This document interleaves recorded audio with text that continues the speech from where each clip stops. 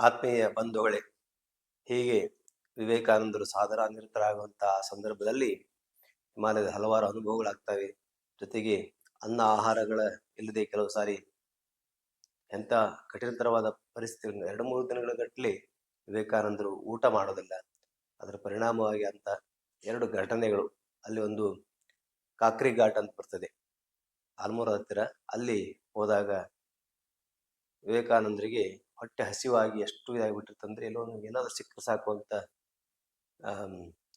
ಅನ್ಕೋತಿರ್ತಾರೆ. ಯಾರೊಬ್ಬ ಏನೋ ಒಂದು ಕೊಡ್ತಾರೆ ತಿನ್ನೋದಕ್ಕೆ. ಅದು ಸಿಕ್ಕಾಪಟ್ಟಿ ಖಾರ ಇರ್ತದೆ. ಆ ಖಾರದಿಂದ ಹೊಟ್ಟೆ ಉರಿ ಎದ್ಬಿಟ್ಟು ಅವರು ಒದ್ದಾಡ್ತಾ ಹೊಲಾಡ್ತಾ ಇರ್ತಾರೆ. ಅಂಥ ಸಮಯದಲ್ಲಿ ಒಬ್ಬ ಮುಸ್ಲಿಂ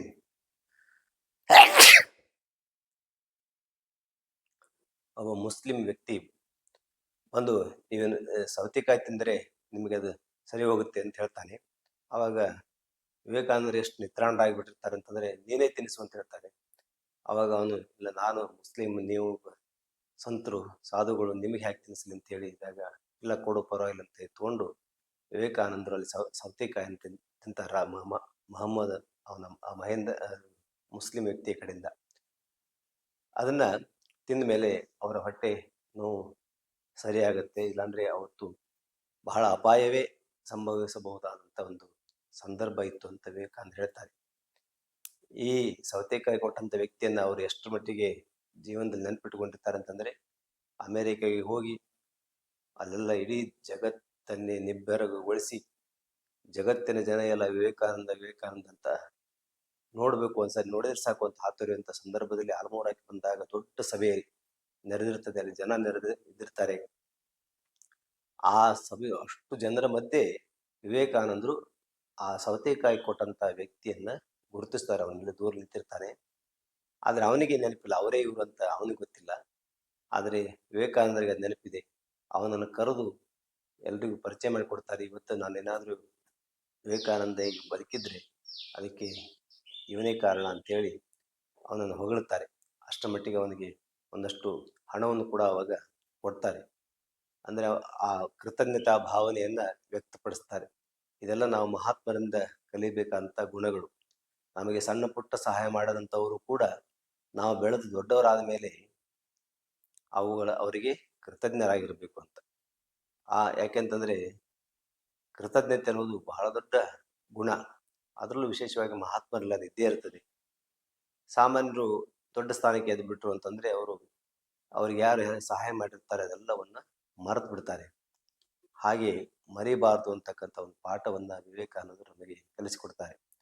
ಹಾಗೆ ಅಲ್ಮೋರಾದಲ್ಲಿ ವಿವೇಕಾನಂದರು ಕೆಲವು ಸಾಧನೆ ಮಾಡಿ ಆಮೇಲೆ ಅಲ್ಲಿ ಹತ್ರಾಸ್ ಅಂತ ಒಂದು ಊರು, ಅಲ್ಲಿಗೆ ಟ್ರೈನ್ ಹತ್ತುವುದಕ್ಕೆ ಅಂತ ವಿವೇಕಾನಂದರು ಬಂದಿರ್ತಾರೆ.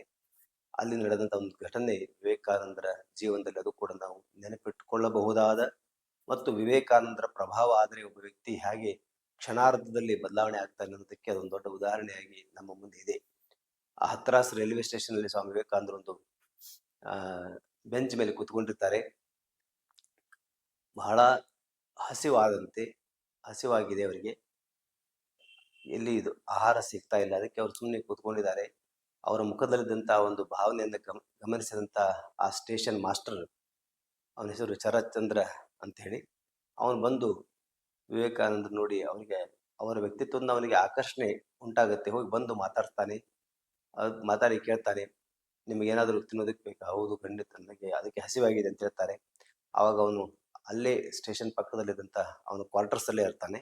ಅಲ್ಲಿಗೆ ತನ್ನ ಮನೆಗೆ ಕರ್ಕೊಂಡು ಹೋಗಿ ಅವನು ಅವರಿಗೆ ಉಪಚರಿಸ್ತಾನೆ, ಊಟ ಕೊಡ್ತಾನೆ. ಅವರಿಗೂ ಬಹಳ ಸಂತೋಷ ಆಗುತ್ತೆ. ಒಂದೆರಡು ಇಲ್ಲೇ ಉಳ್ಕೊಳ್ಳಿ ಅಂತ ಹೇಳ್ತಾನೆ. ಕೆಲಸಕ್ಕೆ ಮತ್ತೆ ಹೋಗ್ತಾನೆ, ಕೆಲಸ ಮುಗಿಸ್ಕೊಂಡ್ ಬರ್ತಾನೆ. ಹೀಗೆ 2-3 ದಿನ ಅಲ್ಲೇ ಇರ್ತಾನೆ. ವಿವೇಕಾನಂದರು ಉಳ್ಕೊಂಡಿದ್ದಕ್ಕೆ ಅವ್ರ ಜೊತೆ ಮಾತನಾಡಿದ್ದಕ್ಕೆ ಅವನಿಗೆ ಗೊತ್ತಾಗತ್ತೆ, ಇವ್ರು ಎಂಥ ಪರಮಜ್ಞಾನಿಗಳು, ಇಂಥ ಮಹಾತ್ಮರು ನನ್ನ ಹತ್ತಿರ ಬಂದ್ರಲ್ಲ ಅಂತ ಸಂತೋಷ ಆಗ್ತದೆ. ಆ ಸಂತೋಷಕ್ಕಾಗಿ ಅವನು ಏನ್ ಬೇಕಾದ್ರೂ ಮಾಡೋದಕ್ಕೆ ಸಿದ್ಧನಾಗಿಬಿಟ್ಟಿದ್ದಾನೆ. ವಿವೇಕಾನಂದರು ಒಂದು 3 ದಿನ ಅವನ ಮನೆಯಲ್ಲಿ ಇದ್ರು. 4ನೇ ದಿನ ಹೊರಟು ನಿಂತರು. ಅವಾಗ ಅವನು ಬಹಳ ಬೇಜಾರಾಯ್ತು. ಅವನಿಗೆ ದಯವಿಟ್ಟು ಹೋಗ್ಬೇಡಿ, ಇಲ್ಲಿಂದ ಸ್ವಲ್ಪ ಏರಿ ಅಂತ ಅವನು ಒತ್ತಾಯ ಮಾಡಿದ. ಇಲ್ಲ, ನಾನು 3 ದಿನಕ್ಕಿಂತ ಜಾಸ್ತಿ ಎಲ್ಲಿ ಇರಲ್ಲ ಅಂತ ಹೇಳಿ ಮತ್ತೆ ಹೊರಡೋಕೆ ಅನುವು ಆಗ್ತಾರೆ. ಒಂದು ಸ್ಟೇಷನಲ್ಲಿ ಕೂತಿರ್ತಾರೆ. ಮತ್ತೆ ಅವನು ತನ್ನ ಕೆಲಸ ಕಡೆ ಹೋಗಿರ್ತಾನೆ. ಆವಾಗ ವಿವೇಕಾನಂದರ ಮುಖವನ್ನು ಅವನು ಮತ್ತೆ ಗಮನಿಸ್ತಾನೆ. ಅವಾಗಲೂ ಕೂಡ ಯಾಕೋ ಒಂದು ರೀತಿ ಚಿಂತಾಕ್ರಾಂತರಾದಂತೆ ಕೂತ್ಕೊಂಡಿರ್ತಾರೆ ವಿವೇಕಾನಂದರು. ಅವಾಗ ಅವ್ನು ಬಂದು ಕೇಳ್ತಾನೆ, ಏನ್ ಸ್ವಾಮೀಜಿ ಏನ್ ಚಿಂತೆ ಮಾಡ್ತಾ ಇದ್ದೀರಿ? ಆವಾಗ ವಿವೇಕಾನಂದ ಹೇಳ್ತಾರೆ, ನನ್ನ ಗುರುದೇವರು ನನಗೊಂದು ಜವಾಬ್ದಾರಿ ಕೊಟ್ಟಿದ್ದಾರೆ. ಈ ರಾಷ್ಟ್ರವನ್ನ ಮೇಲೆತ್ತುವಂತ ಕಾರ್ಯವನ್ನ, ಈ ರಾಷ್ಟ್ರವನ್ನ ಪುನರ್ ನಿರ್ಮಾಣ ಮಾಡುವ ಕಾರ್ಯವನ್ನು ಕೊಟ್ಟಿದ್ದಾರೆ.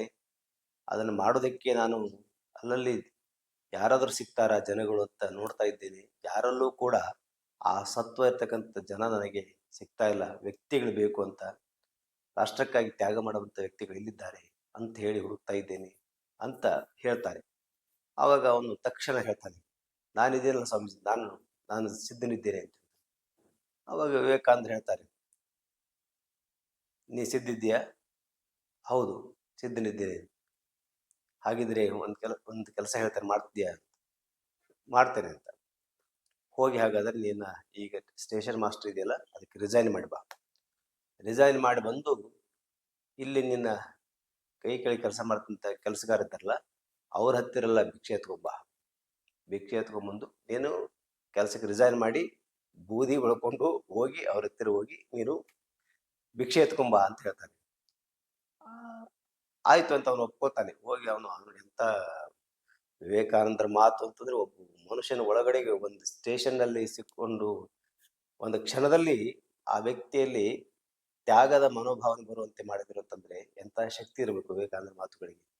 ಅವನ ತಕ್ಷಣ ಹಾಗೆ ಮಾಡಿದ ಮೇಲೆ ನಾವು ಒಂದು ಆಲೋಚನೆಯನ್ನ ಮಾಡಬೇಕು. ಏನಂತಂದ್ರೆ, ಈ ರಾಷ್ಟ್ರ ನಿರ್ಮಾಣ ಮಾಡುವುದಕ್ಕೂ ತಾನೇ ಸೇವೆಯನ್ನು ಮಾಡ್ತಾ ಇದ್ದ ನೌಕರಲಿದ್ದಂತ ಅದಕ್ಕೆ ರಾಜೀನಾಮೆ ಕೊಡೋದಕ್ಕೂ ಏನ್ ಸಂಬಂಧ? ಸಹಜವಾದಂತ ಪ್ರಶ್ನೆ.